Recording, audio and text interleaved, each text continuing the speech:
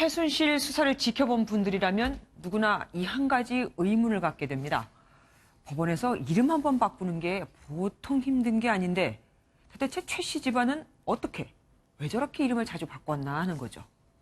한번 볼까요? 우리가 최순실로 부르는 사람은 2014년 법원에서 개명을 해 지금 이름은 최서원입니다.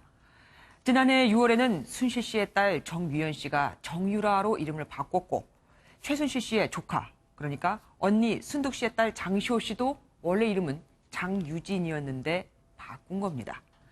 언니 순득 씨도 박근혜 대통령의 여고 동창이라는데 동창의 명부에는 이름이 없습니다. 그래서 개명 의혹을 받고 있죠. 이 정도면 집안 내력일까요? 사실 최순실 씨의 아버지 최태민 씨도 이름이 무려 7개였습니다. 1979년 그 당시에 중앙정보부 수사 보고서를 보면 1927년도에는 최도원이란 이름을, 1945년에는 최상훈, 이후 승려가 돼서는 최태훈, 천주교에서 세례를 받았을 때는 공해남, 마지막 7번째 이름이 최태민이거든요.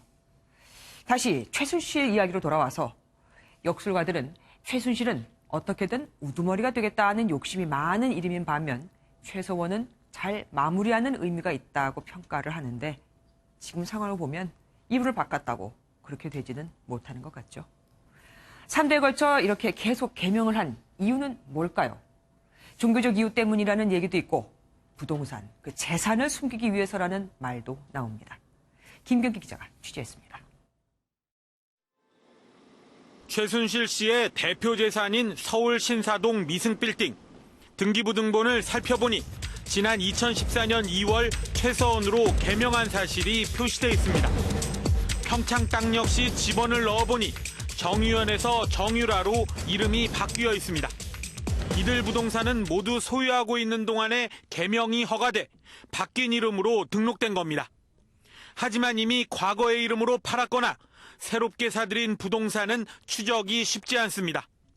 잦은 부동산 거래를 세탁하기 위한 것이 아니냐는 의혹이 제기되는 이유입니다.